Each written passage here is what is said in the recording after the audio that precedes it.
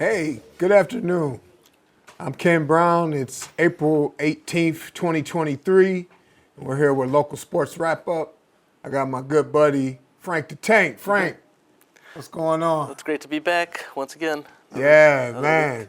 So we've got big things happening these last couple weeks, and you going to make a move across the state a little bit, huh?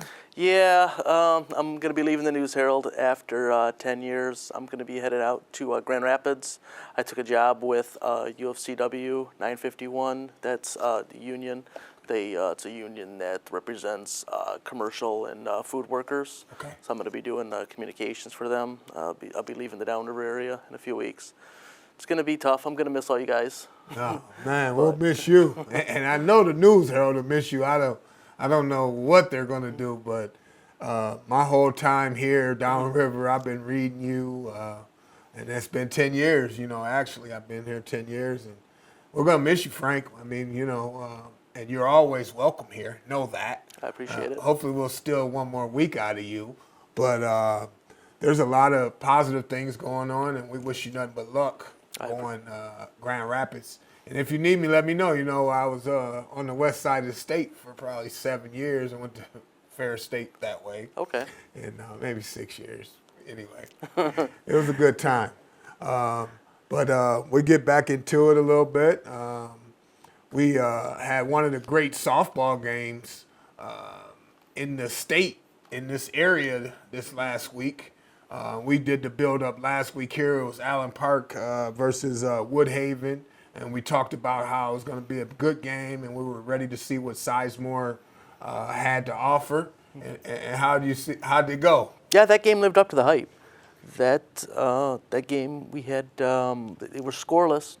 No, they were scoreless after 3 innings, and then Woodhaven put a run on the board in the top of the 4th. Morgan Sizemore, who we were talking about, came up in the bottom of the 4th, smacked a 2-run home run to the opposite field, and Allen Park held on for a 2-1 win. Sizemore also started in the circle. Sure. Struck out 9 batters. I think she only allowed a couple hits. And on the other side, the Woodhaven pitcher, Grace Usher, she allowed only 1 hit. Sizemore's home run was the only hit, but that's all they needed. Yeah. No, and I had an opportunity. Me and you had talked a little bit, and you're like, you going, you there, or whatever. And so I looked on the app, and I got a chance to watch it. You're right. They started off 1-0, but Sizemore didn't waste any time. And her next at bat, she just banged it, which was good, But it gave Woodhaven a glimpse at what the top pitcher in the state is looking like. And I think even interestingly enough, Woodhaven took that game, lost 2-1, but then they beat Eaton Rapids over the weekend 11-1. But then they lost to Grass Lake 3-0 and to Chelsea 10-1. So I don't know if that game helped them or did it kind of put them in the dumps because they had it for a minute and it's a tough deal. Yeah, like those Saturday tournament games, you got to travel sometimes 2-3 hours to the other side of the state. You're playing 3 games, you're tired from the week. It's kind of hard to gauge exactly what's happening there. Plus, I think they're trying new things with those type of games. You're trying different pitchers, different girls in different spots, different girls at different spots in the lineup. Sure. So it's really hard to gauge that in terms of any type of real success or any type really where they're at, in terms of wins and losses anyway. But I agree with what you said that normally when you have a big showdown like that, you don't know exactly how it's going to turn out. But this one actually did turn out really well, right? It lived up to the hype. It definitely did. So that's good. Now Wyandotte, Woodhaven's 1-3, okay, after that weekend. And then, or after last week, Wyandotte's 2-4. They took one on the chin last week to Trenton, 22-7.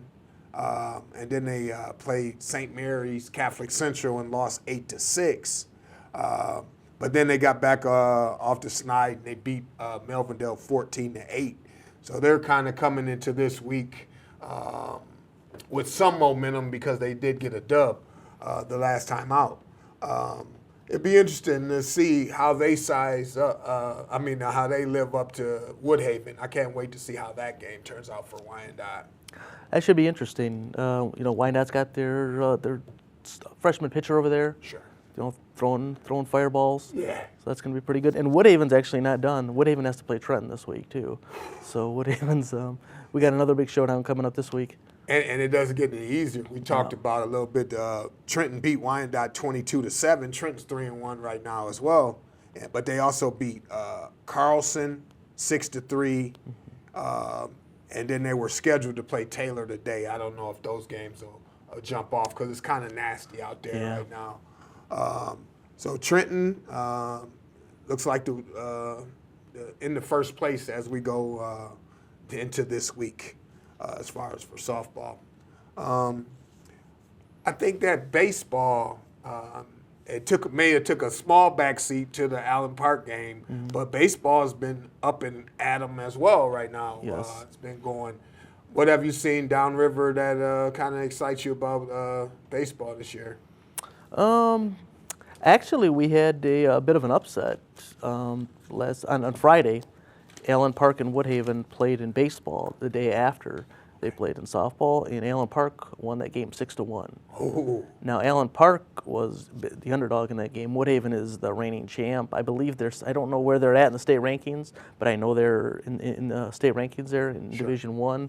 They've been a power now for, 7-8 years at least. In Division I, they've been up there with the Brother Rices, and not quite with the Orchard Lake St. Mary's, but they've been they go in every year as a contender. Sure. They've been to the state championship game. Okay. In the past few years, won districts and regions. So you've got a really good team there in Woodhaven. For Allen Park to beat them, granted it's early, but for Allen Park to go in there and beat them, that's a nice win for. Now Allen Park has been a good program too for a long time, and they've got a lot of experienced players. I know I saw Cam Johnson and Jake Stickler, I guess, combined in that game for 8 strikeouts I saw, and then they both were solid at the plate. Okay. So, and they got to the Woodhaven pitching, I guess. Yeah. Now, Wyandotte's team had a baseball team. They had a rough week. First of all, they played Trenton last week, and they lost 4-2 in a 9-inning ball game. And like you said, Trenton's got a good team, so it's a good place to see where Wyandotte's at. And actually in that game, Manny Gutierrez threw a 6-hitter, had 9 Ks. He only gave up 2 runs, and then he was relieved by McGowan, Jaden McGowan, who ended up taking the loss on the walk-off. But McGowan gave up those 2 runs, and he had 3 strikeouts. So like we were talking about last week, it seems like that Wyandotte's pitching is pretty decent. You know what I mean? Like they got a few arms that can get them through it. And a testament to that, we were talking about last week too, that Monroe was rated in the state like in the top 10 or whatever the case may be. Monroe beat Wyandotte's boys 15-0 and 1-0. Now that 1-0 game, Keegan Rose ended up pitching, and he had a 4-hitter, struck out 7, only gave up to 1 run in a loss. Number 26 for Monroe actually threw a 3-hitter and had 3 Ks. But Tyler Curdy, Jason Penty, and Keegan Rose were the 3 hits that Wyandotte had. So they have something to look forward to. I mean, the 15-0 you can't talk about, but the 1-0 against a state-rated team, I think that's a pretty good showing. There's a lot of experienced guys there. You mentioned Manny Gutierrez, Jason Penty. A lot of experience. A lot of good athletes. Okay. A lot of those guys also play other sports. Those names come up in hockey, basketball. So you've got a solid core there. You've got a good coach, Brian Cotner. So I think that team will be okay. They'll be fine. Yeah. Do you know the kid's name that hit the walk-off for Trenton? Joaquin Maldonado. Joaquin Maldonado. Candy Maldonado's kid, huh? Yeah, no, that's good. No, Joaquin, congrats, man. I bet you that you couldn't take the smile off his face when he was running around the bases, man. And, you hit one out to win it. Seems like that would be everything. Yeah, You at know? that level, you don't see a whole lot of home runs. If a guy gets to maybe 9, 10 in a year, Sure. that's the equivalent of like 40 in the MLB. Yeah. So, to hit one and have it to be for on a walk-off, that's a heck of a heck of an accomplishment. No, and useless knowledge, right? Uh, the kid got drafted by the Yankees, played quarterback for the Dallas Cowboys. Drew Henson. When he was coming through, I think that he ended up breaking the record for Michigan home runs, and it Yeah. wasn't something like you're saying. It wasn't 100. It was 40 or something like that, 40 or 50, and that was over his 4-year career. I don't know if someone's broken Henson's record since then, I but don't believe so. I think he's still on top. no, that's good. You kind of sparked me last week too when you were talking about E-Course. So I looked up E-Course, and they stayed undefeated. Coach Covington, Drew Covington over there, they're 7-0. But this week E-Course actually beat Dearborn 11-1, and then they beat up on Canton Prep 15-0 and 7-0. But it seems like Coach Covington's taken a play out of Cotner's book, and he's playing Farmington. So they got some tough games. I looked at his schedule. He's got Farmington. He's got Cabrini a couple times. So he's getting those guys ready. The Red Raiders over there at E-Course. So they're 7-0. Got a game on the 19th playing Farmington. So look forward to hearing more about E-Course baseball. Yeah, you have to get those games in. If you want to be a contender when you get to the to the state champ, to the postseason, when you get into the districts and maybe the regionals. They were solid last year. I know they won the district, and I know they had a close game in the regionals. I want to say they lost maybe 5-3, 6-3. I don't remember who they lost to, but a lot of those guys are back. Denell Kemp, guy from basketball, we talked about last week. A few other players on that team are back from last year. So there's a lot of promise there. Yeah, 7-0. You can't beat that. You go 7-0. That's what it's all about. Interesting question. A young lady posed this question to us before the show, and as we're getting to the spring, we know it's baseball, softball season, and rowing season, right? But it's also track season, right? Mm-hmm. And she asked a question: what's the difference between track and cross country? And go ahead, give it a stab. Well, cross country is a sport in the fall, and it's essentially each event in cross country game, if you will, is one race. It's a 3.2 mile endurance distance race. They typically run through rough terrain. They go through like the forest, wooded areas, sometimes through the water, depending on where they're at. As opposed to track is also, there's running involved, but track you have, I believe, 14 different events. You have sprints, where people compete each other against sprints. You have a 1 mile run, a 2 mile run, so you have your distance there. You have your mid distance, your 800 meter. You have throws, where you kind of have the big strong guys throw the discus, and girls throw the discus in the shot put. You have the high jump. Sure. You have the long jump. So you have at a track meet, you have a variety of different events. Sure, and I always like that about track. We talked about it earlier. You could get more people involved, right? A lot more people. All different type of body types, whether they're fast, tall, short, whatever it may be. And you're right. The 100 and the 200 are generally the sprints. I think that 400 is almost a sprint nowadays, right? The quarter. And then you got the 800 and the 1600. But I always thought that the kids in cross country were kind of cool, man. They get to jump through stuff, run through stuff. Yeah. At our old stomping grounds, it was like through the wooded area, and you could just see it by an arrow on the ground. So if you were a visitor, I bet you better stay up, with the somebody from that school to know where you're going, because it's always seemed like where are they going next? You know what I mean? But it's a tough sport. It's a tough sport. Got to be ready. So what about track? Has it started yet, or has the weather played kind of? Track season has started. They Wyandotte was out in Belleville over the weekend at the Tiger Relays. Okay. And they placed, the boys and the girls both placed fourth. there was actually a school record set. Demario Rutherford, the boys, set the discus record. He threw a distance of 155.5 feet. So Wow. that's a new school record for Wyandotte, which is impressive because Yeah. Wyandotte has a long history, solid history in cross track and field. Sure.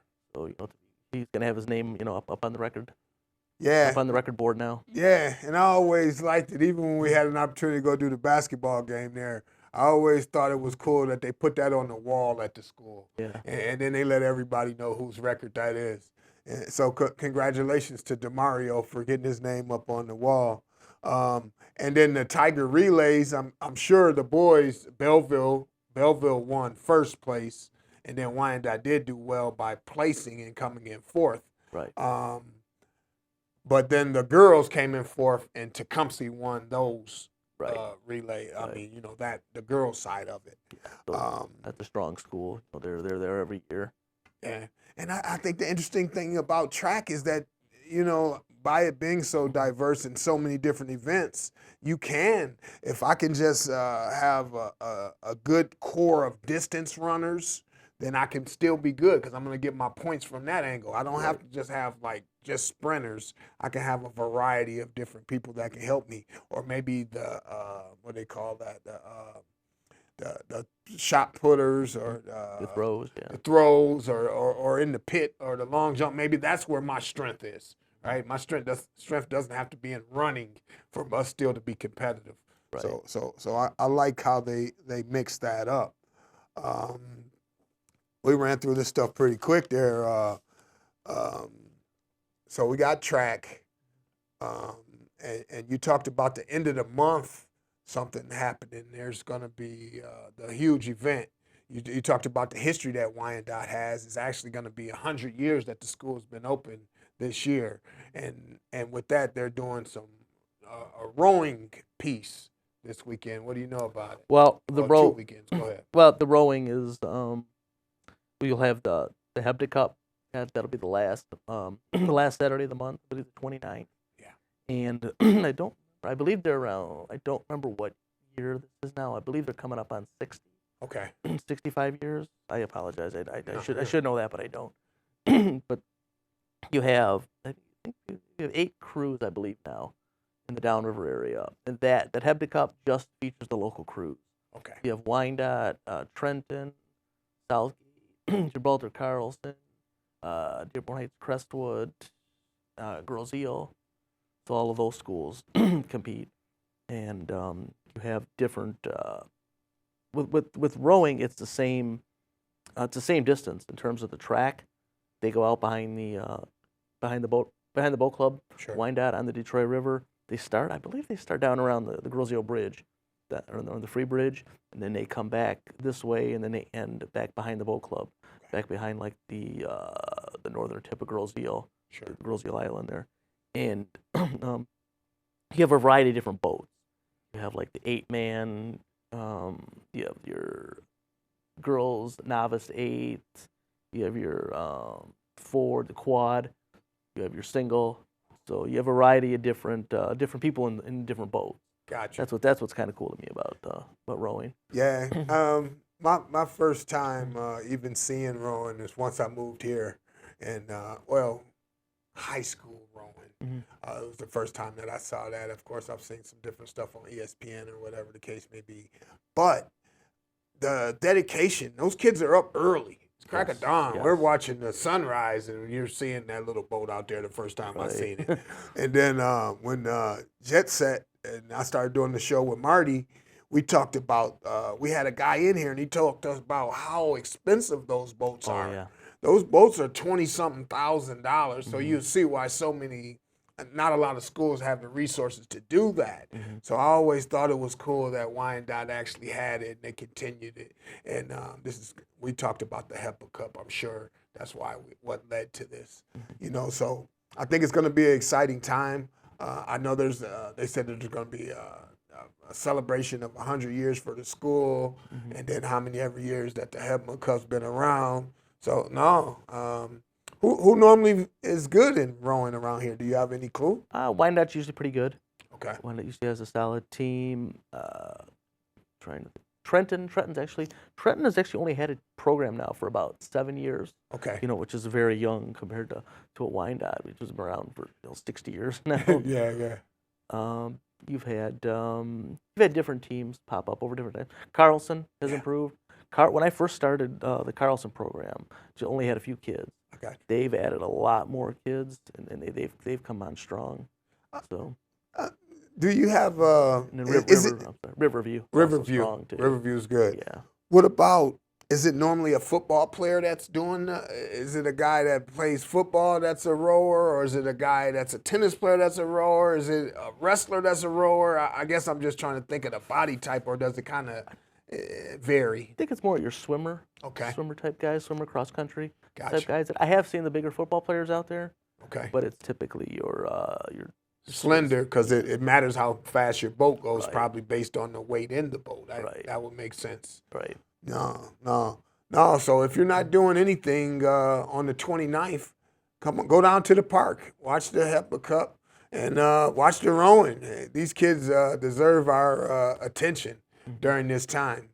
You know what other sport that they've started here, and it's interesting, lacrosse. Right. Yeah, lacrosse, which is a combination of football, basketball, and With the hockey. hockey. Yeah. On grass.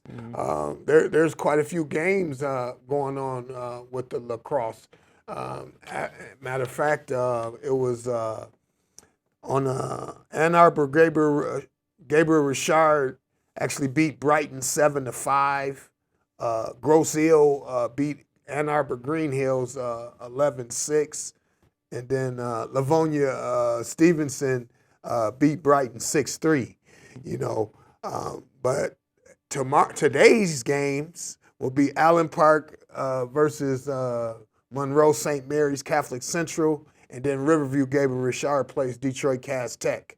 And then on Thursday, Allen Park plays Detroit Edison, and Grosse Ile play Woodhaven.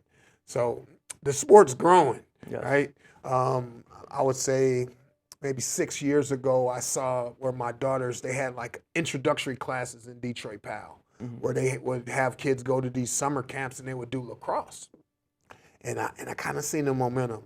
7 years later, now I'm seeing teams from Detroit going against teams from Ann Arbor and Brighton, and then the downriver team. So it seems like to be picking up steam in the lacrosse. Yeah, Allen Park and Woodhaven are new this year. Those Okay. are new programs. I got a chance to check out Allen Park yeah? last week. Yeah, they got roughed up, but it was fun to see. Those guys. I think one of the big things is the hockey players.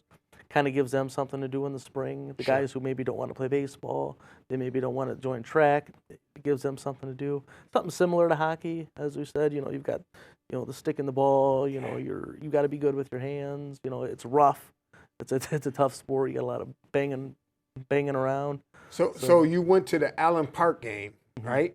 Right. What did they play it on the football field? Yes, they played on the football field. Okay. Is it marked off differently, or was the sidelines the same? Is it still 50 yards across, or did they kind of bring it in They some? mark in the sidelines a little bit differently. Okay. I don't remember the exact dimensions Sure. of a lacrosse field. Unfortunately, I'm not that familiar with lacrosse because we haven't, for the most part, we've only had a couple teams downriver. Sure. We've had between girls. Grosse Ile's had a team for a long time. Okay. And then Gabriel Richard added a team about 5 years ago, and now we've got Woodhaven and Allen Park. So I'm assuming we're going to have more coming. No, man, in the that's a good next deal. 5 years. I think we'll see 3-4 more probably. Man, I think that if you get those kids out there and they're running up and down and they're getting that cardio and that exercise, and then they're doing competition, having competition, there's nothing like it. So I look forward to seeing it. Even in the state playoffs, as we get more teams on this side of the state that are playing, I think that we can be good. You know what I mean?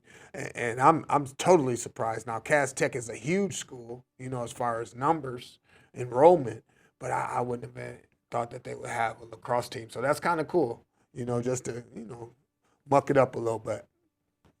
What about you? On your spare time, Frank, do you ever go out and play pickleball? I have not. I've never given it a try. Maybe someday. Okay.